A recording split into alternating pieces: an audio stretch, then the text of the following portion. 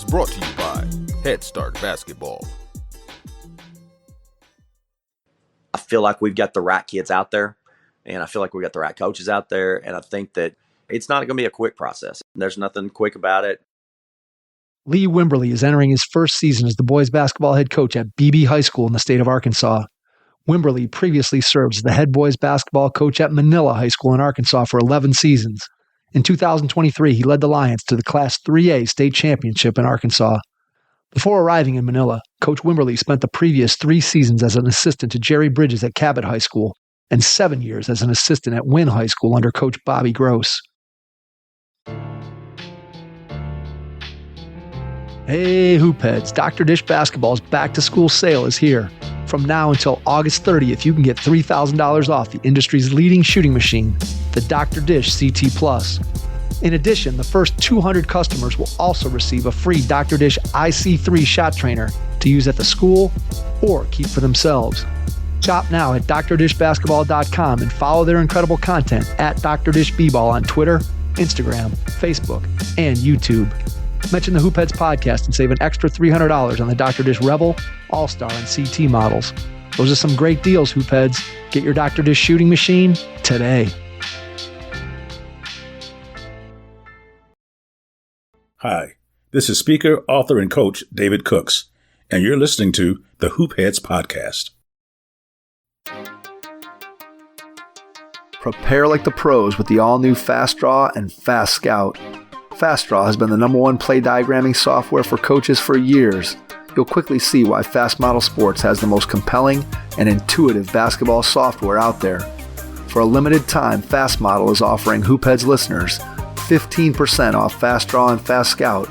Just use the code HHP15 at checkout to grab your discount, and you'll be on your way to more efficient game prep and improved communication with your team. Fast Model also has new coaching content every week on its blog, plus play and drill diagrams on its Playbank. Check out the links in the show notes for more. Fast Model Sports is the best in basketball. Get out your notebook now so you can take some notes as you listen to this episode with Lee Wimberley, head boys basketball coach at Beebe High School in the state of Arkansas.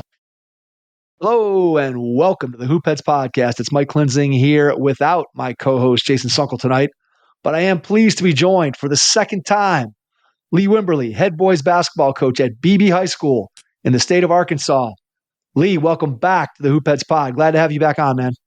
Thank you, Mike. I sure appreciate you having me, man. We are thrilled to have you back for your second tour of duty here.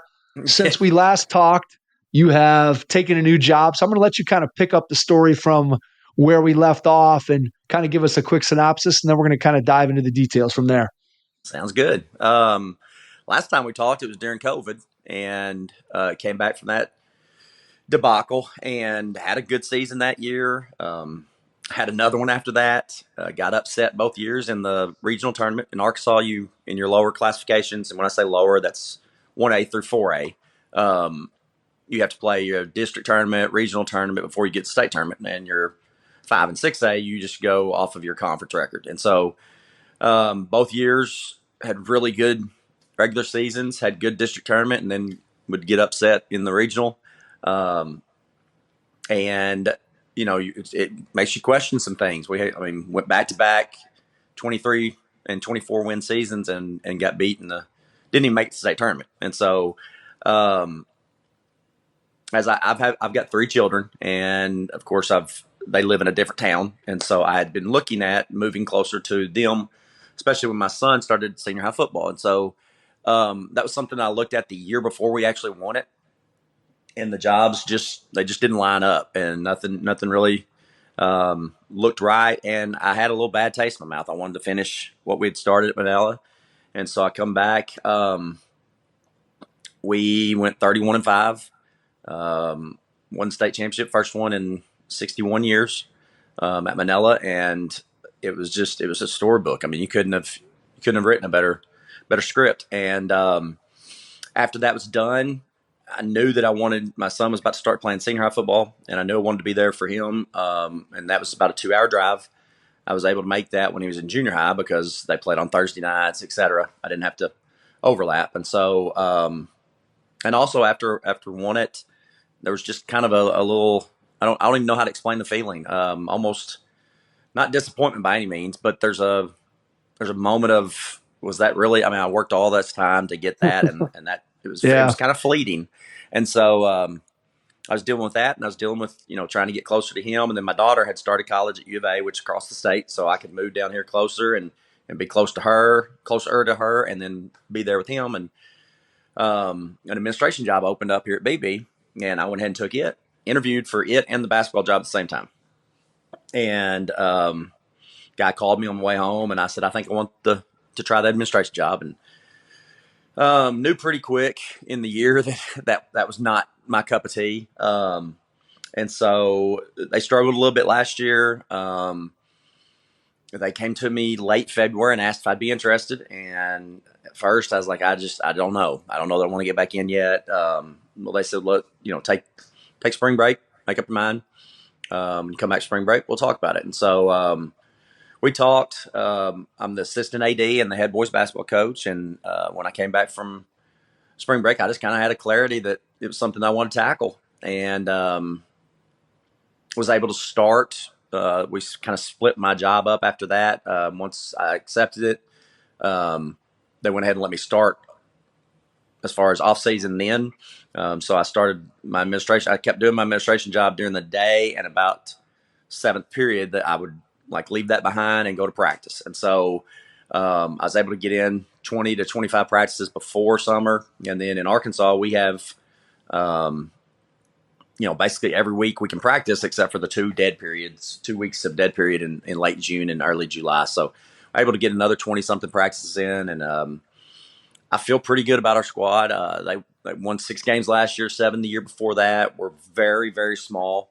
We are a 5A team and probably the best conference. It's the Central. It has all your Little Rock schools, and then you've got your Sylvan Hills and some other schools around Bologna. But it's a challenge that I feel like I need to kind of see get the coaching out of my system, and it may not ever go, and that's something I need to look at as well. That this may be what I am. I'm just may just be a coach, and whether no matter if that's what I want to be or not, it's just in my blood, and I love it. I feel comfortable doing it, and I've got some good kids. We finished the summer up, I guess, a week and a half ago. Had a team camp here at our place, and played pretty well.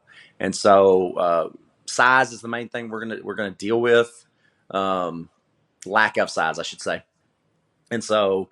Those are things that we'll get tackled or get after and start tackling those things, over the next couple months before November.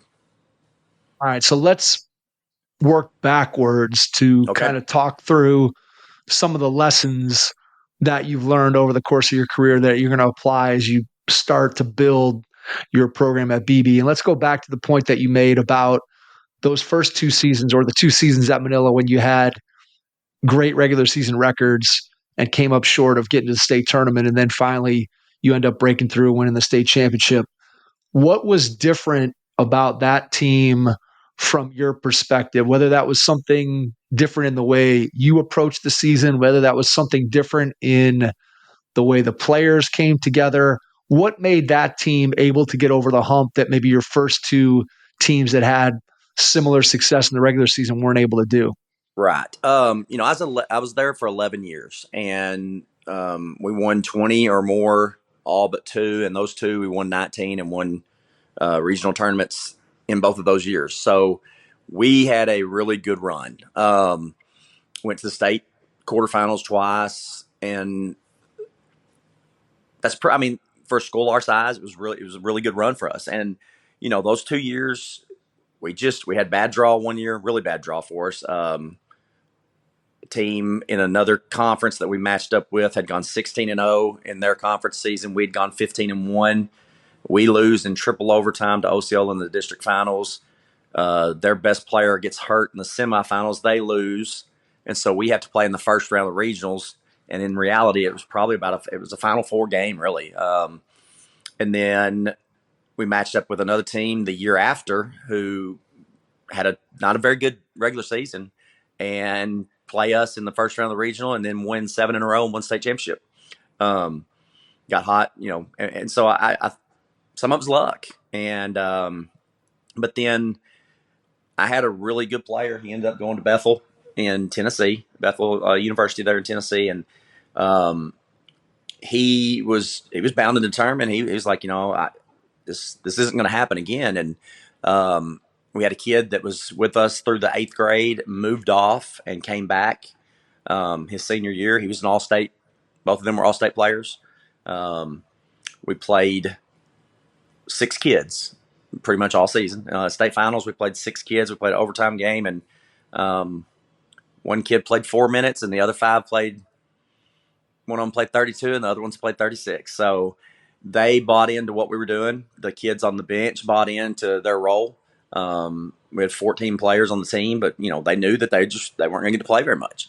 Those 6 were just better, and everybody accepted it. And it was just from day one. You could just tell they had a little bit of I don't know if it was a chip on their shoulder or if they were just very determined. And we had a 3-game losing streak. We went 31-5, so we lost 3 games in a row right at Christmas.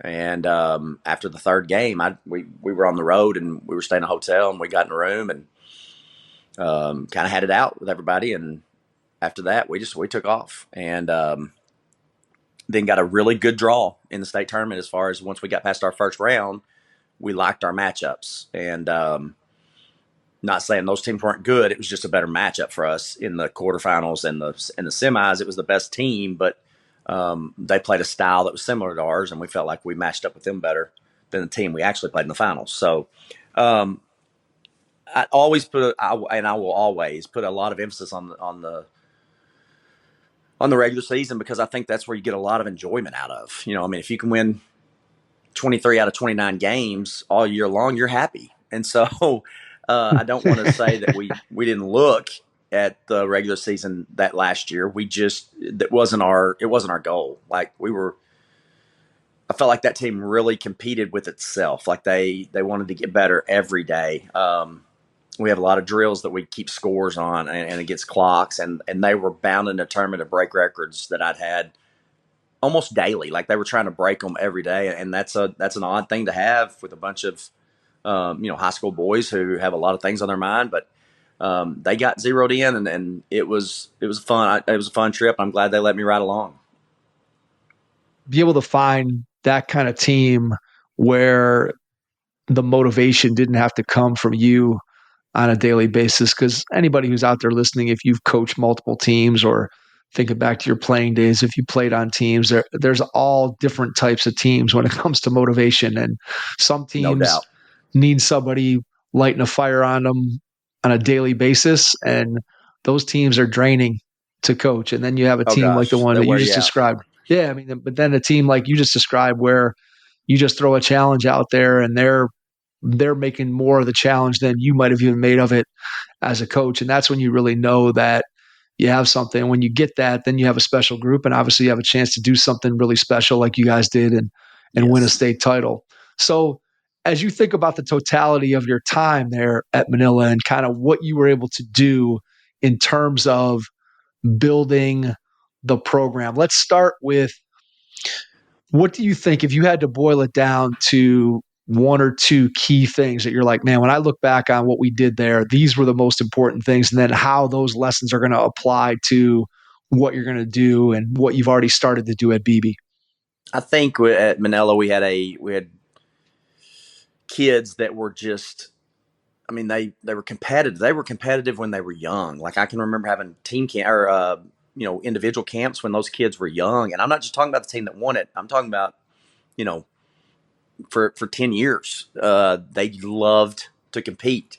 And I can remember making a shirt when I first got there, and it said because I can cuss occasionally, a little, every now and then something might slip out. And I said we had a shirt that said the real 4-letter word is work. And they bought into that, and had a kid text me that was on my first team there. He was a senior my first year there, and he is a drill instructor with National Guard, and he was telling me that he said, the one thing that I really got from you was how important it was to work at things and how to show up and always give everything you got. And so I think that was the key is we set a standard that every kid that came into our program knew that they were going to have to put the time in and we're going to have to work every day. And it wasn't like, we get to work here and there. We killed it in the weight room. I'm a 2-hour practice guy, but those 2 hours are chock full.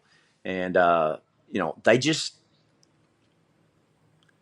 it was an odd dynamic in the fact that, we weren't always the most athletic team, but there was never, I don't ever feel like there was a year where we had a team that was going to get outworked by anybody. And so that made it a lot of fun, from the standpoint of, I didn't have to worry about, there was no rah-rah stuff for me to have to do with them, before games, and try to get them worked up. They were ready to play because we worked so hard in practice that then the game was their reward. And I think, that's something that we're going to have to do here at Beebe, is get these kids bought into the process, the hard work, the mental side of what that does and what it looks like. And then understand that you do all of that so that the games are a whole lot of fun.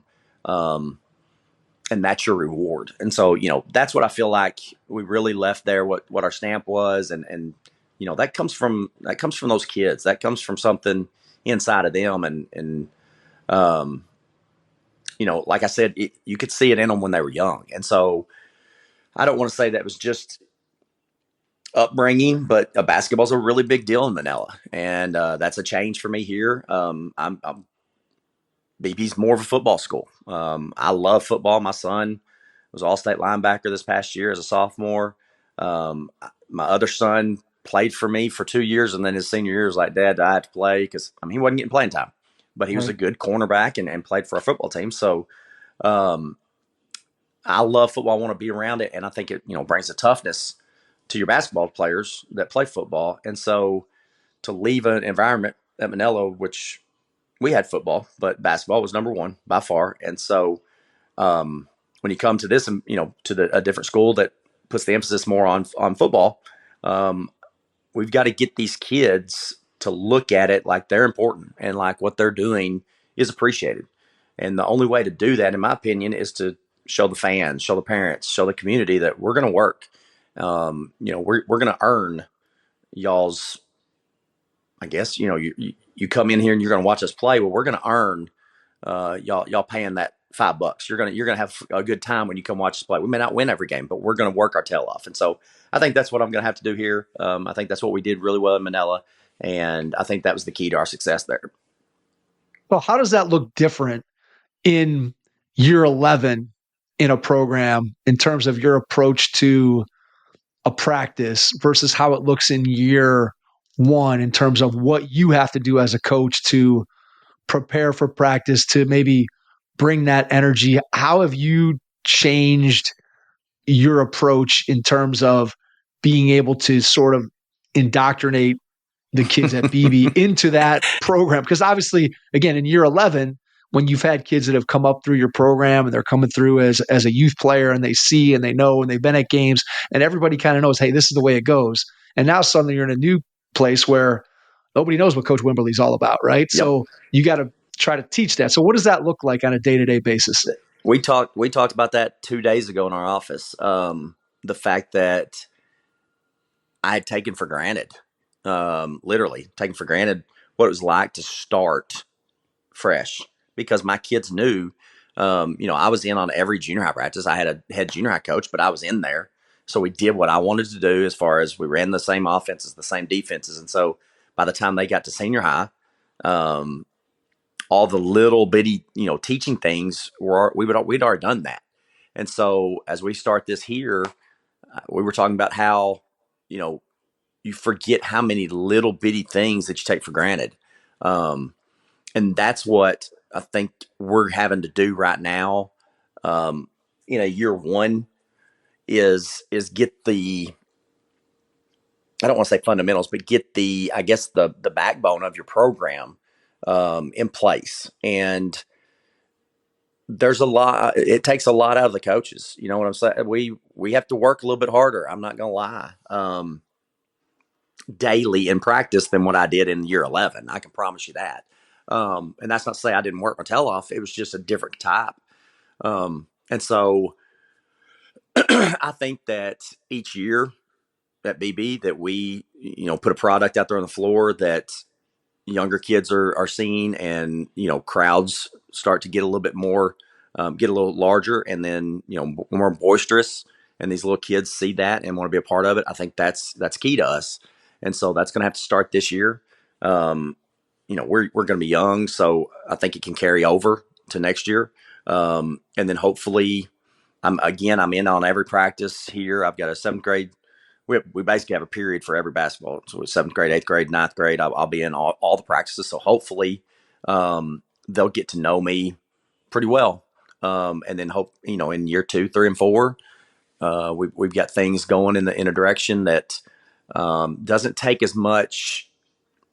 The attention to detail right now is off the charts what we're having to do. The coaches are on everything, and I'll have to, I'll put coaches in different spots, and we're not able to split up as much. We got to stay together more right now than what I want to, where we can get more reps in. And right now it's a battle daily. Just to make sure that they understand that, competing is a necessity. And that's something that really floored me. I didn't understand how a kid could play a sport and not know they had to compete every day. So I was spoiled to that. And so those are little things right there that are, jumping back up, and they've kind of revived me as a coach, giving me a little bit more, I don't want to say passion by any means, but giving me more of a sense of a teacher. You know what I'm saying? And I'm enjoying it. Yeah, you got to go back again and sort of revisit all those details, right? And all the small things that you didn't necessarily even have to teach because they had been taught in the early years. Yep. Now all of a sudden, boom, I'm having to go back, and you kind of take for granted that, hey, kids don't even know the names of my drills yet. And so normally you just snap and say, crazy. Hey, we're doing X, Y, or Z. And the kids are, boom, they're right into it. Now you're like, oh yeah, they don't know what that is yet. And so we got to kind of train all that kind of stuff. And then I'm sure from a staff standpoint, right? I don't know, how'd you put together your staff? Did you have anybody that came with you, or what did that process look like? I hired my assistant. We did an interview process. Ended up with a man that I feel very comfortable with. He's very, very knowledgeable. We're a little different personality wise. He's a little bit more calm than I am. So we're a really good yin and yang type duo. We had an assistant that had been here. So part of our problem at the moment is that we've had 5 different head coaches the last 4 years. And these kids have just had no stability, and therefore they get taught one thing one year, and then it changes the next year, and then it changes the next year. So like right now, still in our man-to-man, I'm a sideline baseline, keep it out of the middle. Well, they were pack line for a year. They ran lock left for a year. And so they're still having to break habits just so they can play it the way I want them to play it. And that's, the coaches are the same way because I kept my junior high coach, and I moved the senior high assistant because if we don't get our 7th graders, I think that's the most important grade right now for us. And so I asked him if he would take over our 7th grade program. He said yes. So there's 4 of us I feel very comfortable with. I've got a 5th guy that is he's a student teacher right now. He's from BB. He has helped a lot. He's done a travel team with some of our younger kids. So I feel pretty good that we might be able to hire him next year. And if so, then I think we'll have a complete junior high, senior high staff that will rival anybody. And as we were talking earlier about teaching the kids your drills, teaching the kids, your terminology, teaching your kids. I'm a dribble drive guy. And so these guys none of these coaches have ever worked with the dribble drive.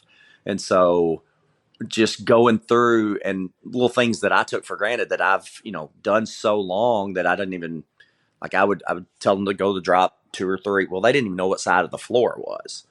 And so those are things that we are, that I'm learning to not overlook. And so it's made me more detailed again, like I was when I first started at Manila.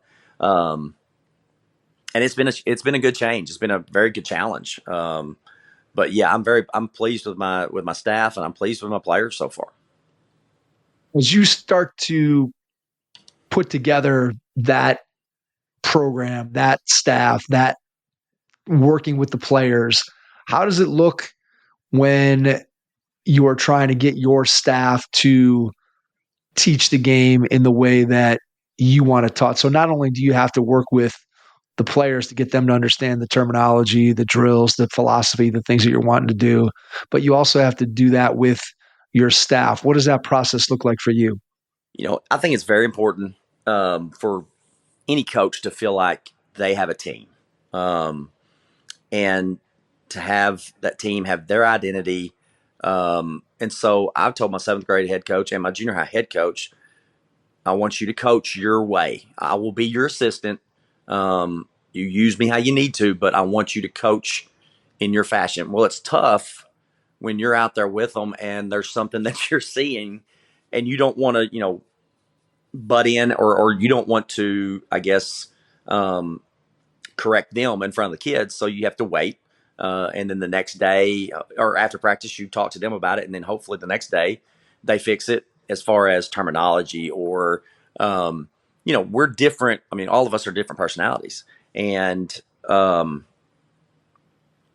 getting to know them, I think, is very crucial. Just like I think it may be as crucial, if not more crucial, than getting to know your players as far as personally and finding out, what makes them tick. And, I was an assistant coach for 10 years before I became a head coach, and I always felt like those were my teams. And so I wanted my assistant, I wanted him to feel the same way. And I hope that, I think he does. I hope he does. And then I want my 7th grade and my junior high coach to feel like those are their teams that they're leading up to senior high basketball. And so I think you've got to give them a sense of, here's what we're going to do, but you still have to have your spin on it, and you still have to have your personality in it. And so I don't want to say that's been difficult, because I have 2 really good guys in those positions.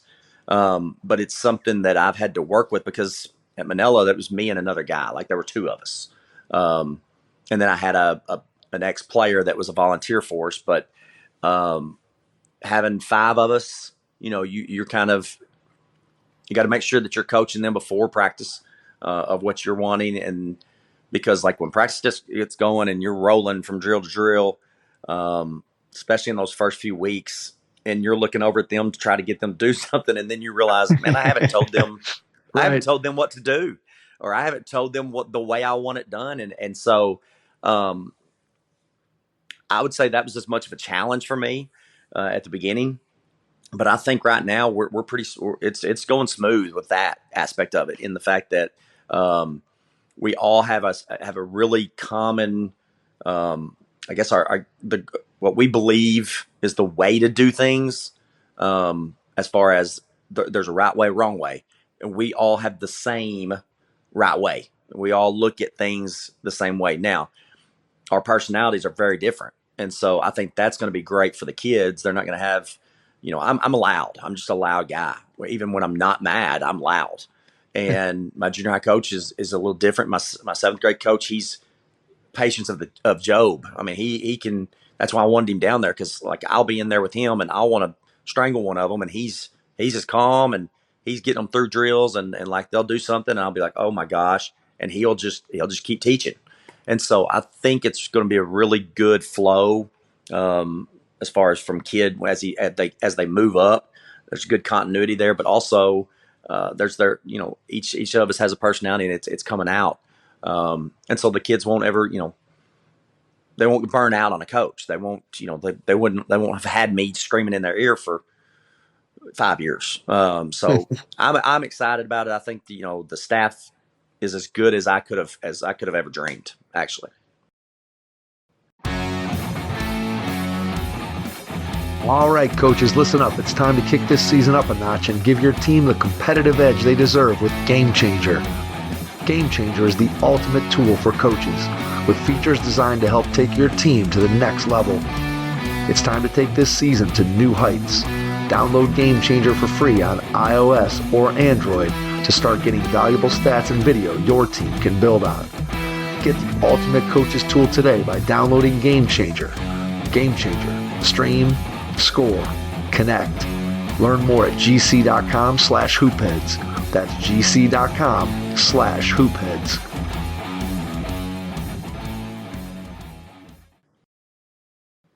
In an ideal world, once you have everything set, what does a varsity practice look like in terms of the responsibilities that you delegate to your assistant coaches? Do you set things up as, I've got a guy who watches offense, I've got a guy who watches defense, anybody can jump in at any time, this person takes this breakdown or works with this position? Or just how do you, in an ideal world, once you have things going exactly the way you want them, what would that look like? Hopefully by next summer, we'll have at least, there's 4 of us in almost every one of our senior high practices. And so next summer, I'd really like to be able to do a lot of split. This year we were able to do a little bit of it, but let's say we have 16 kids and take, 6 and 6 and put your other 4, maybe they were the postmen, and split them up in different goals and then run through stations of different things. But I'm a defensive minded coach who really loves offense. And with the shot clock, I've begun to love offense even more. And so the guy I hired as my assistant is a very, very good man-to-man teacher. And in a perfect world, we would be able to split the team in half and have me doing offense and him doing shell drill. And then, for 12, 14 minutes and then split. I send my group down there. He sends his group to me. And hopefully that's what's going to happen. And then he would have a guy down there with him. I would have a guy with me. So like in our dribble drive, we like to do, breakdown drills, 2-on-0, 3-on-0, and then into 5-on-0. Well, in that, we're always talking about spacing. We're talking about timing. Dribble drive is a hard offense to work on when you don't have a defense out there because it's basically predicated off what the defense does. Right. But you have to get reps in. And so kids will get lazy. They'll get them out of the corner too quick. We say always on top. I want you high, wide, and late. And I had a person this whole spring that stood at the top when we were working offense and basically kept them high, wide, and late. And hopefully that's something that we can do in the future with all of our stuff, not just our offense. We've had to spend a lot of time on putting in offense because I just feel like we're really behind. And defensively, we're really undersized, so I'm not even sure what defense we're going to be able to use yet. But obviously, we've been working man-to-man. I want coaches that I can trust to, when I turn around and start coaching, I don't have to look down there. I know that whatever is on that practice plan is getting done, and I feel like I have that. A lot this summer when we did split, it would be me and Jackson, who's the younger one, and then the old assistant with my new assistant. They would be on the other end.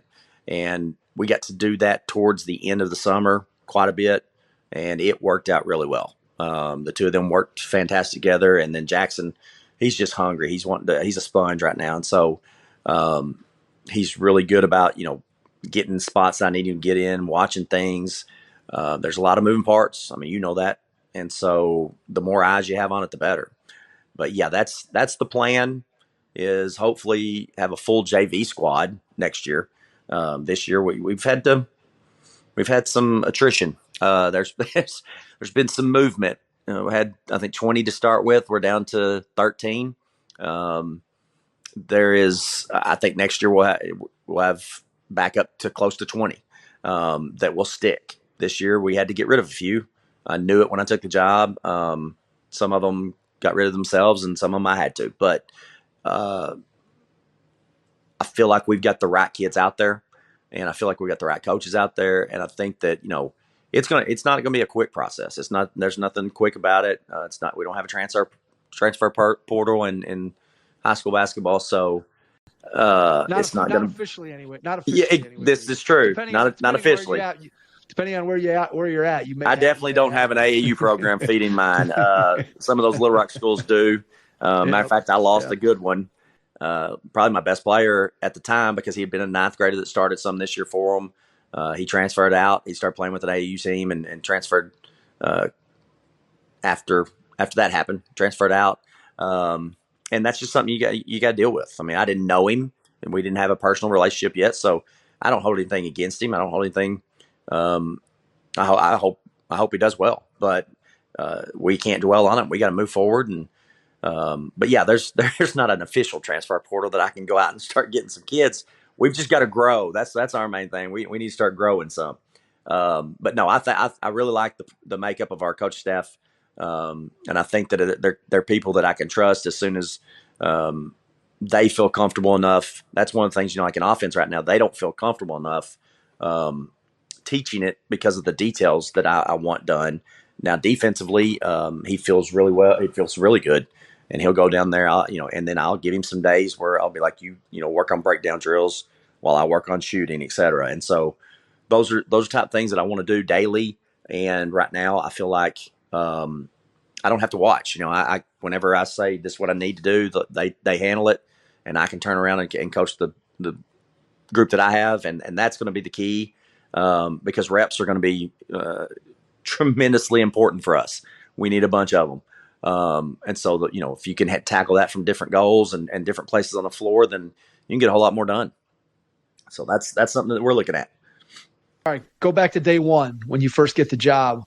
What's the process for talking to your new team? Are you meeting with the kids individually? Did you have a big team meeting? What were some of your goals in the first week or two of getting the job in terms of communicating with your players and your new families?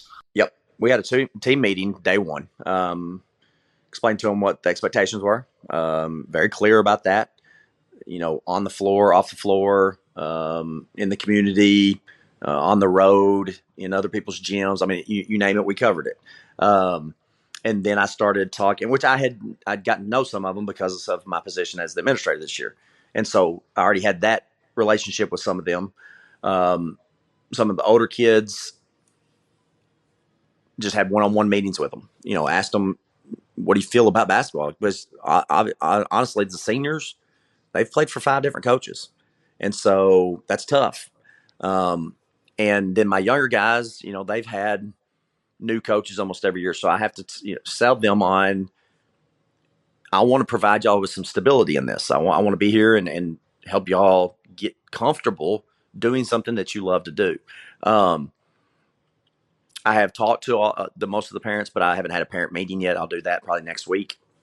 I told them the other day in the weight room, I said, I'm glad I like y'all finally. Cause the first few weeks you don't know them and they're all grumpy and they don't know how to take you. And I went in the office one day and I don't know that I like very many of these kids. And it was one of those deals where, your expectations are way up here and they can't meet them yet. And you're being absurd thinking that they can. And then as each week went along and they just started grasping more and they worked harder and that respect started being there. And then all of a sudden I like them and they're fun. They, we're able to kid. They know my limits as to when you can joke and when you can't. The things that, you learn about people when you're around them more. And so I think that's one thing. I don't think I'm the best basketball coach ever by any means. I think one of my best qualities is being able to relate to kids and have a personal relationship with them. And that's something that is starting to take hold. And when that happens, I feel like they play harder for you. You are more understanding of them, obviously. And so those are things that are taking time and it will continue to take time. And that's why I really enjoy being in there with the younger ones so I can start getting to know them now. But when you start that first week, that first month, they don't know anything that you're doing and they don't know you. They don't know, when you wear them out one day for them not doing something. They don't know you. They don't know that you're not attacking them as a person. And so those are things that that take time, and you've got to be patient. And that's not my best quality. But I feel like we all kind of grew together on that. And I needed it in this point in my career. I'm at year 22. And I'm not going to say I was bored. I was kind of stagnant. Because we were so good at doing the same things that we had been doing that I had lost some of the, I guess not edge, but do you understand what I'm trying to say? Like I'd lost that focus a little bit on some of the things that I liked and enjoyed teaching. It was more repetition because we were really good at it. And so we were repping things over and over and over again. And then when we started those first few weeks, we knew nothing. And I was like, oh my gosh, I got to start teaching again. And absolutely. And it's woken me up a little bit, and it's been fun. So, we're going to see November rolls around if it's still fun. But I've told them all, expectations right now are solely set on effort. That's all I'm looking at right now. I want full blown effort every day. And when that's done, I can live with all the mistakes on the basketball end of it. And so that's what we've really hammered down on the last, I guess, 30, 35 practices, whatever we've had, is getting them to give us a consistent effort. And, during that first meeting, that was one of the things I hammered, is that we're going to compete every day, and you're going to give me effort every day. I don't care where we are. If we're in the weight room, you're going to give me effort every day. And they have really bought into the weight room, had some serious gains after our first cycle. So I think that they saw that when we started playing this summer. I had a kid that literally, when I started, I made a comment he was a 3-point shooter. And I went, that kid's not going to shoot a free throw all year, because he refused to go in the lane. He was small, and he's put on some serious weight. He has gone up 35 pounds on bench, and some things like that. And this summer, he's attacking the basket. He's getting fouled. He's finishing through contact, and he's a completely different player. And so it's been fun. That part of it's been fun to watch. When you first get the job and you start looking at all the practices that you've been able to have since you started, and you're obviously trying to get prepared for your first season, how do you prioritize from a basketball standpoint? You talked about how important what you're basically looking for at this point is sort of the intangible of, hey, I want my guys working hard at whatever it is that we're doing. And obviously that's something that, although sometimes it seems like, hey, that should happen automatically, we all know as coaches that doesn't happen. That's a culture that you have to build. But to go beyond that from a basketball standpoint, what did you try to put your focus on basketball-wise as you first started to get your team out on the floor? Were you looking more offense, defense, team, individual skills? What direction? Individual skills and offense. We were so far behind. I've got scores. Like we do a Maryland shooting drill that I don't know if you've ever seen it. It's Coach Neighbors at the University of Arkansas, the girls coach there, the women's coach there. He has a lot of really good shooting drills that he does, and one of them is called Maryland shooting, and it's everybody. We do it for a minute at 6 different stations, so we get 6 minutes of 3-point shooting, and it's constant movement. You're communicating because there's 8 balls going all at one time. It's chaotic, and my goal at Manila's was 175 threes made throughout that 6 minutes, and you've got your whole team out there, and so the first day we do that drill, obviously we had to do it, 3 or 4, 5, 6, 7 times each day for about a week before I even put a score out there for them to reach. And the first day it was 120, and we didn't get it. And I'm sitting there going, "Oh my gosh, we're bad. Like we can't even put the ball in the hole." And so that made me go back and look at what we were doing and why we were doing it. And so we started doing breakdown drills, form shoot, things that I hadn't done with a senior high team in a long time. Ball handling, we're in a conference that's going to have a lot of really good pressure defenses, and we weren't very good at ball handling. And if you're going to run a dribble drive, you need to be able to dribble a little bit. So we attacked individual skill work every day, and we've done it every day, a lot more than I had to do, towards the end there at Manila, because they were working on their own. And that's one of the things that these kids are going to have to understand, that once we give them that stuff, they're going to have to go in the gym and do it on their own some. And I've got some young kids that have bought into that. Some of my older ones are still trying to learn that part of it. But I would say probably 80% of our practices were offensively geared. And matter of fact, we haven't done a block out drill yet. And so this summer, we were rebounding the ball pretty decent. And I said, we might be able to because we're small. I mean, we really are small. We don't have a kid over 6'2", and we're in the 5A, and that's not good. We were 3 at Manila, and I had last year, I started a 6'6", a 6'5", a 6'3", a 6'3", and a 6'1".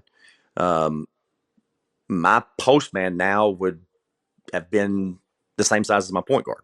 So we haven't done any drills for blocking out at all, because I know we've got time to do that. That's an effort drill. That's something that we can teach pretty quickly. And so those are things like this summer, there were numerous times during our games that we were playing that I would just look at, transition defense or transition offense, and they'd be like, man, we're not very good at that. And I was like, we haven't worked on it. So let's be patient with them, because we haven't had time. We're spending, 80% of our practices on teaching them how to dribble and pass and try to put the ball in the hole. And so definitely offensive geared, with the shot clock. Any offensive deficiency you have is quickly magnified. I love the shot clock. I think it's a great thing for basketball, especially high school. I hate the stall games. I even though I used them some when I was really good at holding the ball and shooting free throws. But I feel like it's more fun to watch. It's more enjoyable for the kids to play. But any of your weakness offensively, it gets magnified really fast when you can't slow the game down as much as you want to. So I felt like that was of utmost importance, was to get our skill up. Been really pleased with the progress we're making. Our scores on most of our drills are going up. They're not close to where we were at Manila, but I had those kids doing those drills for 11 years, and we've been doing them for 8 weeks. So, that's that. I didn't realize that. I thought we'd be able to, to spend more time defensively, more time in transition, more time on some of the other things. We just haven't had to. I mean, we haven't been able to, I should say, because of our lack of skill. And so that's something we've really hammered on senior high. And then also I was like, we've got to start it in our younger grades too. We don't have our Pee Wee program is more of an intramural thing. So when they get to 7th grade, that's really the first time that they've had organized practices, on a daily basis. And so we've been doing that all summer with them, and hopefully it takes hold pretty quick, and we're able to start teaching the game overall, not just the breakdown stuff that they have to do to be able to play the game. Absolutely. Do you have like a master outline of all the things that you want to get in by by the end of the summer, by the end of the fall, before the game? And obviously, if you had one when you started the job, it's probably been chucked out the window 4 or 5 different times. It's still there. The dates on it have changed a lot. I'm sure. Yeah. We, there are certain things that I want to have done, before September, before November, before January. But when I started, these were little. I made out a master plan of everything I thought was important in the game of basketball, and when I wanted to see us, where I wanted to see us at certain times throughout the year, and I just had to change it because my expectations were a little higher than what we were able to do at first. And then after I changed it at the beginning, then we got better quicker, and so I was able to change it back a little bit. And so those are things that we've been. It's a working document right now. Yeah, there's no set date on anything we have. I'm playing it by ear right now, but I do have a master plan that we go by as far as, let's just use transition defense. We're still working on picking the ball. I literally during one of our games, I've got a guy, he points at the ball, and then he points at his man who's 20 feet behind the ball, and he slows down as the guy with the ball runs past him and shoots a layup. And I lost it. I was like, what are you doing? And I realized that he didn't know that he had to stop the ball. He was worried about his man. And so those are things, when you talk about transition defense, there's a lot of little things included in transition defense. But if you can't stop the ball, then you chuck the rest of that stuff out. And so those are things that we've been working on here lately, is just the little aspects of each part of the game, before we can put it all together as a unit. And so that was a little surprising to me. And yeah, it's just everything that we started with has changed. Dates on it have changed. But some of the things that I thought, we'd be more behind in, we actually are maybe even or even in front of. But then there are other things that are just opposite. So it's been a wake up call for me as far as my expectations. And back to don't take for granted that the kid knows something. I've done that numerous times. Like I would say something and they'd look at me and I was like, you don't understand what I'm saying, do you? And they'd be like, no. And I was like, okay, I'm taking for granted that you know that already. And so those are things that I'm learning, as we go along, just like they are. And so it's been fun. Like it's kind of one of those things where you forgot that you enjoyed that kind of stuff. You enjoyed the teaching of those little things, and because you hadn't had to do it in so long. What's been the most energizing thing for you in getting to a new environment? I know you talked about a bunch of things that you've enjoyed that you weren't doing or didn't have to do at Manila, that now that you're at Beebe, that you're getting an opportunity to do, or that you're having to do that you didn't do before. But when you think about something that's really energized you as you take over this new position, what jumps to mind? Being around the kids, this past year, I was dean of students, so I did nothing but discipline. And I had to call parents and basically tell them that their kid had done something bad. So I had forgotten how much I enjoyed being with kids, like, in a team standpoint. Like today, when we're in the weight room, we got cracking jokes on each other after we got done. And I missed that. And that has, I started kind of feeling old. I mean, I'm 48 years old and I was like, I'm feeling kind of old, and I forget how much energy those kids can give you and how much, they can keep you young. They, you learn your new music, you learn new sayings, you do all these things that, just make you feel a little bit happier. And to me, that's what I had lost. Like, it's so hard to explain to people that when you won a state championship, you're ecstatic, but then 2 weeks later, you're sitting there and you're like, okay, did I just do all of that, all the things that people don't see, the stress, the years that we didn't make it, and you feeling like you failed, all of that. Was it good enough? Like, was this feeling good enough to, and it just threw me for a loop, because I thought once you won a state championship, you'd just be, in heaven, and everything would be just great afterwards. And so it kind of, like, I had to reevaluate everything. And so I had to get out. I mean, it was one of those things where I had to, I knew I couldn't do it the way it needed to be done. And I needed to see something else. I needed another job, another responsibility for me to appreciate the process and understand that was what was the fun part anyway.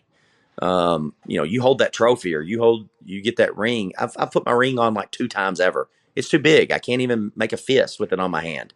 So, like, everything you do for those 2 things, whether that's the ring or the trophy, you're holding those things for a very small amount of time, but yet you tried to say to yourself, that's my measuring stick.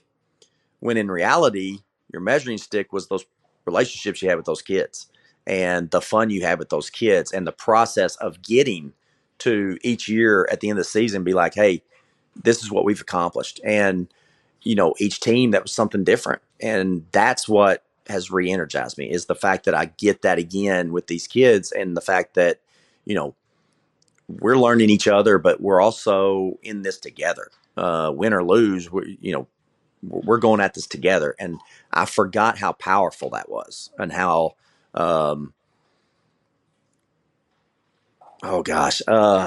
what's the word I'm looking for? How energizing, I guess, how much that makes you feel alive when you're working for a common goal with a team. It's just, to me, that it doesn't get much better than that. And I had lost sight of that. And I'd let some of the other things on the outside come in and affect me. My blood pressure was out of control. I was letting all these, like, just everything, and I wasn't having fun. And I had to take that year away to say, dude, you missed the point. You were focusing on the finished product, and you'd forgotten how much fun it was to get to the finished product. And so I think that was part of my process of having and what I had to do. And no, I think, when they offered that, when I interviewed for that and the administration job at the same time, I was in no way, shape, or form ready to coach basketball again. So I think the year away re-energized me, and not only just, looking at things the way you did when you started, but also just taking a step back and realizing, hey, man, you enjoy being with those kids. Your relationship with those kids is what makes you get up every day. It's what makes the day enjoyable. And it's been very comforting to me to get back into that. When I hear you say that and talk about that, when you got there and finally won a state championship, that it didn't feel exactly the same way that maybe you thought that it would. And it's a refrain that I've heard from several different coaches, a variation on that same theme of, I worked so hard, I had this prize in mind, we wanted to get there, and then you get to the mountaintop and you get it and it feels great and you did it, and then all of a sudden you look around after a day or 2 days or a week or 2 weeks and you realize that you've got to go back and get to work towards the next one or the next thing. And if all you've been focused on is that prize at the top of the mountain, that when you get there, it can feel empty. And it did. I think you talking about how you have to look back and look at that climb and look at all the steps along the way and look at the impact that you had on the kids and look at the growth you had and look at the camaraderie we built and look about the process of how we took a team from this skill level to this skill level, or a team that could only do X, Y, or Z, and now suddenly they can do X, Y, and Z, and they can do ABC because of all the work that we put in. And that really is the process that brings the joy, because that's what you're doing every day. You're only winning that state championship one day, on one night, one game, and then it's over. And that's not to say that it's not worth striving for. And that it's awesome. Don't get me wrong. Yeah, it's fantastic. Exactly. Anybody who's competitive, yes, that's where you want to end up. And yet at the same time, I think it's a common message. And I think it's one that I've heard people talk about on our podcast. I've read a bunch of different books that have had a similar theme of, you have to make sure that it's about what you're doing day to day, that is what's important. And that's, again, not to say that winning a championship isn't fantastic, because it obviously is, and anybody who's competitive wants to do that. But you also have to keep in mind that it's the journey. If you're not enjoying the journey, it's not worth it. Right. What are we really getting out of it? If everything is just this big ball of tension to get that championship, and you're miserable the whole time while you're doing it, how good is that championship ultimately going to feel? And look, it's still going to feel okay. It's still good. Yeah. but you're gonna at some point look around and go, man, was that really all? Yeah, was that it? Is that all there is? And so it's interesting to hear. I love hearing guys describe it in different ways, because I think it's something that, if you haven't won a championship, I think it can almost sound like a foreign language. Like, come on, Lee, what are you correct? About, man? You guys won a state championship. Like, that's what most of us are striving to do for our entire career. Most of us never get to do it. Yep. And here's a guy who got to that mountaintop and now looks around and says, there had to be more to it than that. And I think that sometimes it's easy as a coach to take for granted all those little small steps and small moments. It's a refocus is what it is. Right. Yeah, exactly. You lost your focus of what was important, and it makes me. I'll tell you what it does. It makes me respect the guys who have won multiple, especially when they've done it, years in a row, because of your ability to refocus right back after it's done and just go, hey, that was great, and let's get back to work, because they understand that that was awesome. Now let's go get us another one, but let's enjoy the getting there. And that's what I didn't understand. And so I've looked at, there's some coaches in Arkansas. Jerry Bridge is the one I worked for, won state championship, I think his third year of coaching. Then he won another one like at year 10. Then he won another one his last year before his last year. And every year, he had that fire. Wes Swift in Jonesboro, he's won multiple at Jonesboro, and he still has that fire. And so, I don't want to say like I respect that so much more now. I thought it was just, these guys, I thought you would never not be striving for that. But then I had to, I literally had to refocus what was important to me and why. And it made me question a lot of things. And I think I have a better understanding of a team. I have a better understanding of kids. I have a better understanding of how to go about things as far as what we're doing daily because of it. But it sure was. It was confusing. It was a very confusing time for me. Go back to what you said about the first thing that you're trying to instill with your team is an understanding of what hard work is all about. And I think when you talk about somebody who is able to win a championship and enjoy it and then refocus and get back to work, it's that you got to enjoy the hard work. The hard work has to be part of the payoff. That correct. Hey, like I said earlier, you're getting your team. Each individual kid is getting better. Your team collectively is getting better. Your staff is getting better. You yourself are growing and improving as a coach, and that's really where the value lies. And if you keep doing those things, if you love the work, if you love the process, are you going to win a state championship every year? No, you're not. But you put yourself in a position to enjoy the process of what you're doing, and you also give yourself the best chance to get to the top of the mountain again, if that makes any sense. It does.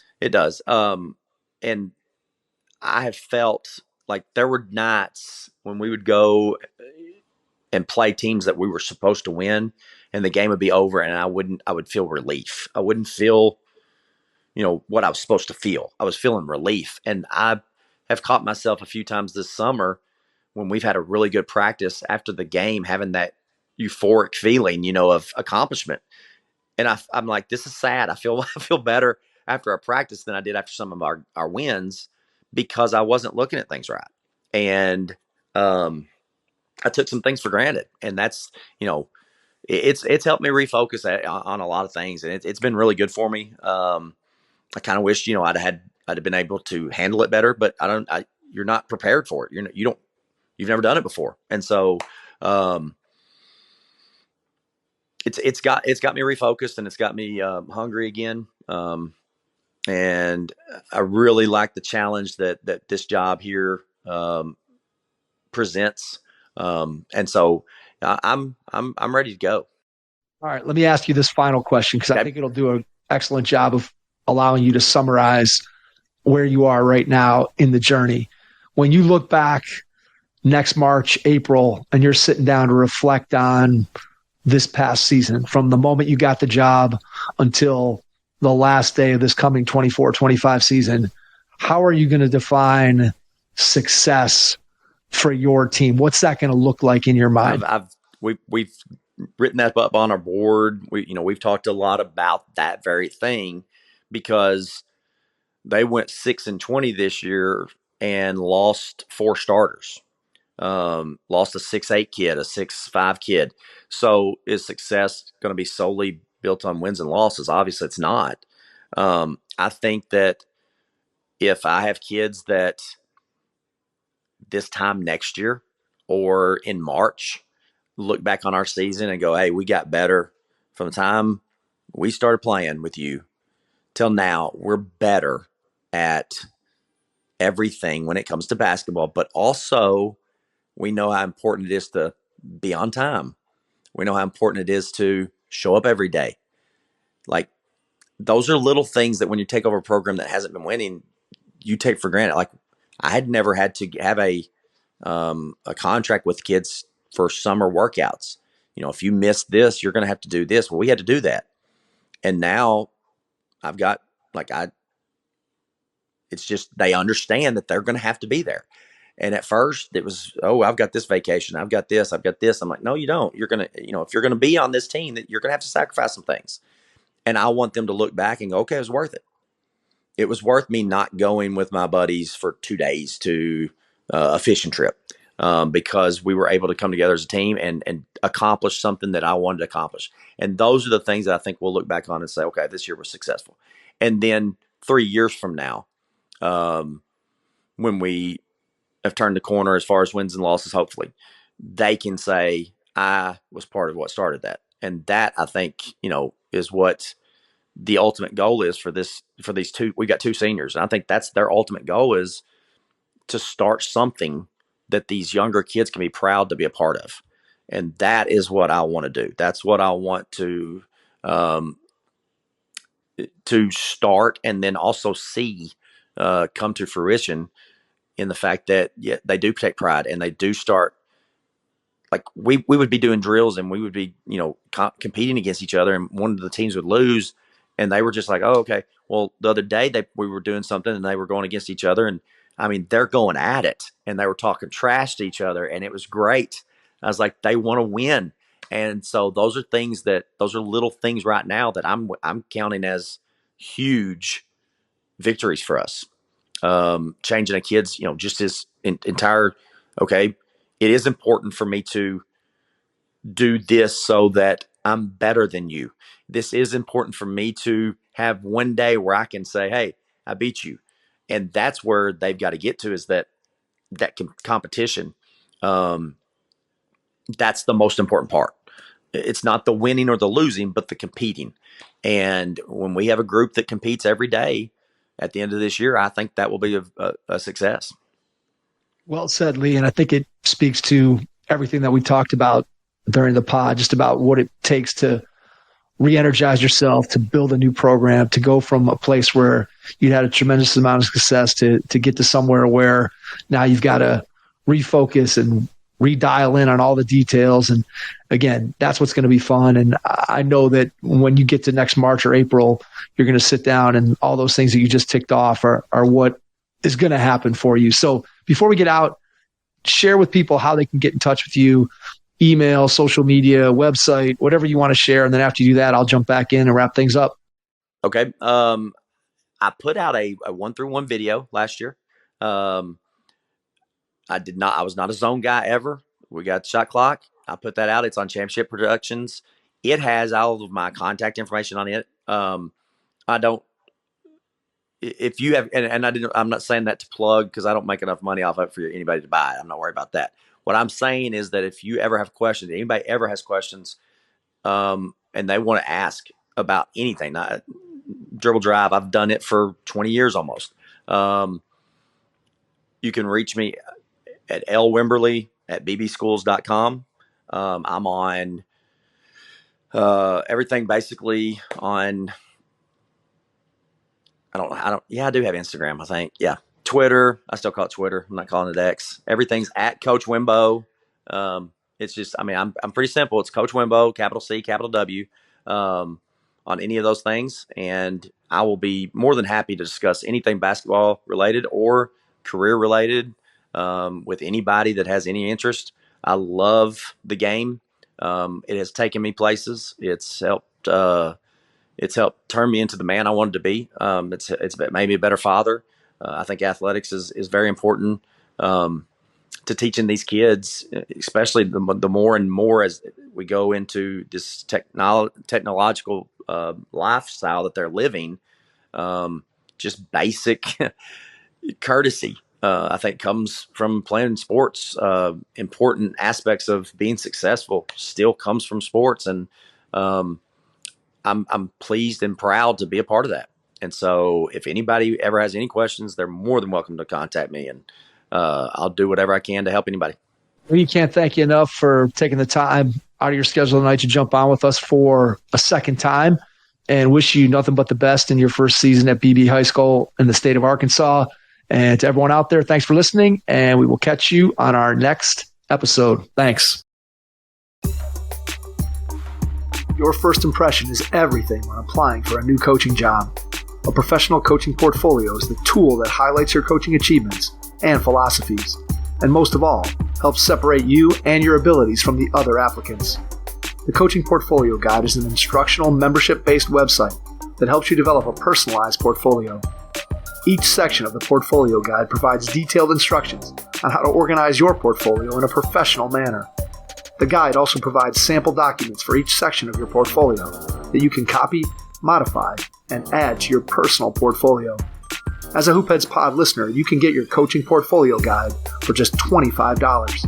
Visit coachingportfolioguide.com/hoopheads to learn more. Thanks for listening to the Hoop Heads podcast, presented by Head Start Basketball.